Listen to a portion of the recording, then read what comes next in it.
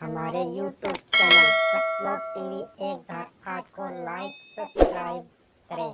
सत साहेब जय बंदी छोड़।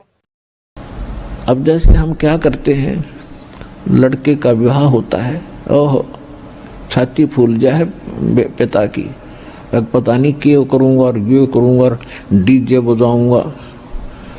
अपने आत्मा एक अखबार में चित्र देखा, पहले दिन वो डीजे बजा रहे थे, नाच रहे थे, लड़के का ब्याह था।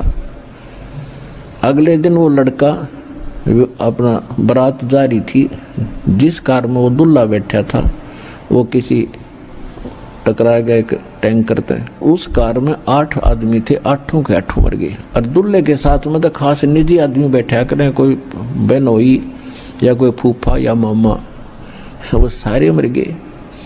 अगले दिन टक्कर मार रहे थे, बाल पाड़ रहे थे, एक दूसरे के बीतों से टकरा रहे थे। अब बजा ले डीजे, चाट ले सुख ने, तो हमारी आंखें बंद कर दी सज्ञान ने और हम नाच गए। हम समाज को देखकर बकवाद करने लग गए। इसे गंदे लोक में एक सांस का भरोसा नहीं, कद बिजली गिर जा और हम कैसे फूले फिर रहे हैं। तो बगैर ज्ञान के बात बिगड़ रही है। अपना ब्याह करो, बच्चों का संयोग तो जोड़ना पड़ेगा, संयोग जोड़ दो, सिंपल वे से जोड़ दो। ये बकवाद गणी करनी। इसी के कारण हमने बेटियों को अपना दुश्मन बना लिया, गर्भ में मारने लग गए, परंपरा गलत बना के। इन परंपराओं को हमने खत्म करना पड़ेगा, हम आगे जब बढ़ेंगे। अब जैसे हम हिंदू धर्म में जन्मे, आप इतिहास पढ़ के सीखो, क्योंकि हमने ना तो अपने सदग्रंथों का ज्ञान, हम ना अपने ही अकल से, अपने ही दौड़ तोड़ से परंपरा बना ली। नकली संतों ने अपने ही दिमाग से हमें वो अज्ञान भर दिया, उसको हम ज्ञान मान बैठे। और इन गलत परंपराओं को हम अपना फाइनल मान लिया कि ये तो करनी पड़ेगी। अब जैसे जब ब्रह्मा जी, विष्णु जी, शिव जी का ब्याह कराया, विवाह किया, उस समय ना तो कोई डीजे बजानिया था, ना कोई बाती था, ना बराती था, ना कोई जलेबी तारनिया था। दुर्गा ने 3 लड़कियां उत्पन्न की, समुद्र में डाल दी। वहाँ से जब वो सागर मंथन हुआ, वहाँ से निकल आई। जो पहले निकली थी बड़ा ब्रह्मा जी था, ब्रह्मा जी से कह दिया बेटा इसका नाम सावित्री है और तेरे इसका विवाह कर दिया, जा बेटा अपना घर बसाओ। दूसरे नंबर की लक्ष्मी जी थी, लक्ष्मी का विष्णु से विवाह कर दिया कि जा बेटा ये तेरी पत्नी, तू इसका पति घर बसाओ। तीसरे का विवाह कर दिया पार्वती से, शंकर जी का, हक जाओ बेटा या तेरी पत्नी, तू इसका पति हो गया ब्याह। तो हम गीत तक गाते हैं उन भगवानों के और सांग जोड़ते अपना न्यारा। तो इस प्रकार वो भी तो ब्याह हुए थे जिसे सारा संसार बन गया। तो इसी प्रकार हम एक ऐसी परंपरा बनाने जा रहे हैं, बच्चों का ब्याह करो, एक नया पैसा नहीं लाना, ना देना ना लेना। पहला फार्मूला तो ये देखो कि जो भाग्य में लिखा है बेटी और बेटे को वही मिलेगा, इससे कम बत्ती नहीं हो सकता, तो इससे पटक लेना। हाँ, और फिर हमें मिल गए ऐसे भगवान अब कि जो अन्ना हमारे भाग्य में होगा, जो हमें आवश्यक होगी चीज़, वो जरूर देगा यू। और जो हमारे भाग्य में बुरा होगा कर्म, उसने काटेगा। तो भगवान को इसलिए खोजा करते कि हमारे 2-3 ताप भी कटें, प्रारब्ध में लिखे हुए दुख भी मिटे, तभी हम भक्ति करें। हम पहले कथा सुना करते, भजनी और सांगियों से वो कथा सुनाया करते थे। एक राजा के 3 बेटी थी, और पहले ये धार्मिक लोग बहुत हुआ करते, राजा भी, तो संतों को बुलाया करते थे, उनको बच्चों को बैठा के कथा सुनवाया करते थे। तो सारे बच्चे कथा सुनते थे, राजा भी बैठता था। अब ये कथा का असर नहीं हुआ तो वह कथा सुनने का फायदा क्या हुआ। तो उनमें से एक लड़की थी, उसको ये पक्का विश्वास हो गया कि भगवान ही सबका पालक है। जैसे बताया जाता है कि माँ के गर्भ में किसने पाला आपको, ना माँ को सेव कर सके थी, ना पिता का वहाँ कोई जोर चला था, ना कोई वहाँ खाना पहुँचाया जा सकता था। तो वहाँ भी तो परमात्मा ने जुगाड़ किया, माँ की नाभि से आपकी नाभि जोड़ दी और आपका शरीर कितना सुंदर बना दिया। और बाहर आने से पहले परमात्मा को कितनी चिंता आपकी, माँ के सतन में बाहर आते ही दूध भर दिया, और पहले ना था टोपा भी उसमें।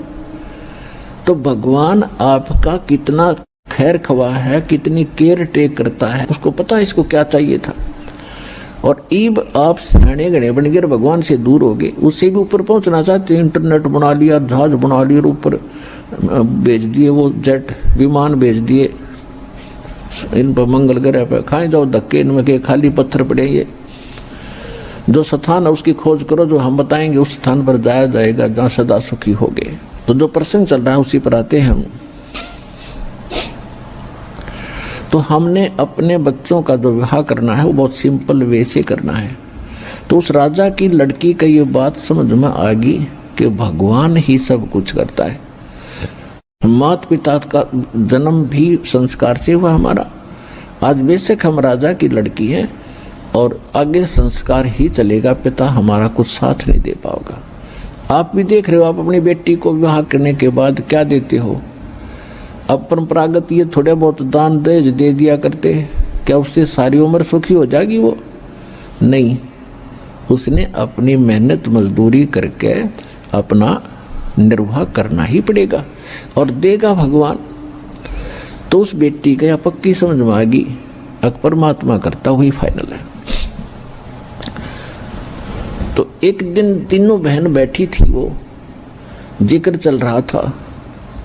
तो एक बहन जो छोटे वाली थी उसने कहा कि बहन, पिताजी ने तो ठीक हम पाल पोष दिए परमात्मा के ही आदेशानुसार संस्कार बस, और आगे प्रत्येक प्राणी अपने संस्कार से ही आगे चलेगा।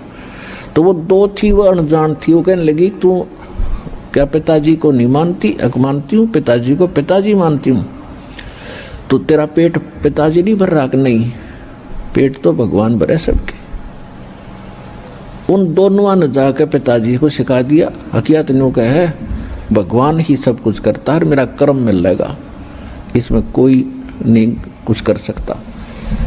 तो पिताजी ने कोई इस बात का गुस्सा हो गया, अब देखूंगा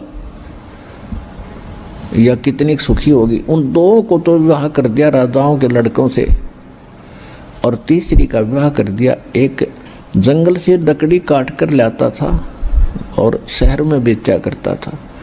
बेचता भी ये था, रोटी दे देते थे वो लाला जी, उसने पता नहीं था कि चंदन की लकड़ी लाता था, कीमत का उसको ज्ञान नहीं था।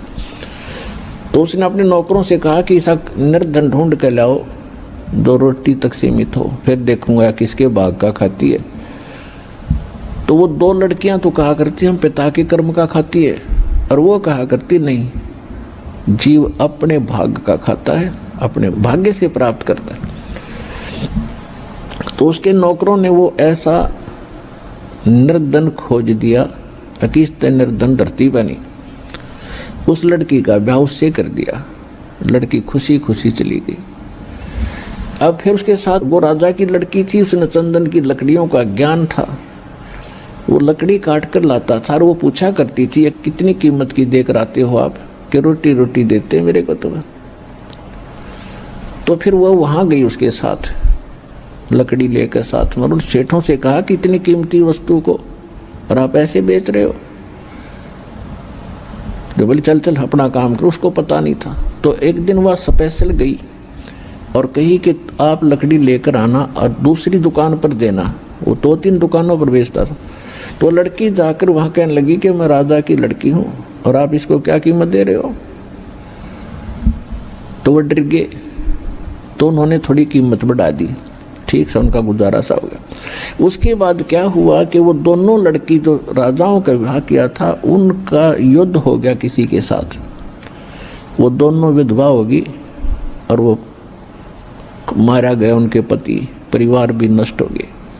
उधर से क्या हुआ कि वो जो लड़का था वो कितने राजा का लड़का था, पहले उनका राज्य किसी कारण से किसी ने ग्रहण कर लिया था, फिर मालिक की मेहर हुई, वो मर गया वो राजा जिसने उनका राज्य प्राप्त किया था। और उसकी माँ जो उस लड़के को लेकर निकल गई थी, उसके गले में पर्ची बनाकर बांध रखी थी। तो कुदरती उस लड़की ने वो खोल कर उसमें लिखा हुआ लेख पढ़ लिया। उस लेख को लेकर उस लड़के को लेकर उस राजा की मृत्यु के बाद महामंत्री के पास गई। महामंत्री ने देख लिया कि तो मेरे हाथ का लिखा हुआ था और उसको तो राजा बना दिया, वो लड़का तो जो कंगाल था, और वो दोनों बेघर होगी। तो पुण्यात्माओं, ये भले ही कथाएं हों, पर ये 100 की 100 सच समझ लेना। जब तक हम परमात्मा की शरण में नहीं आते हैं तब तक तो अपनी किस्मत ही मिलती है। और अब हमको मिल गए अपने भगवान भी।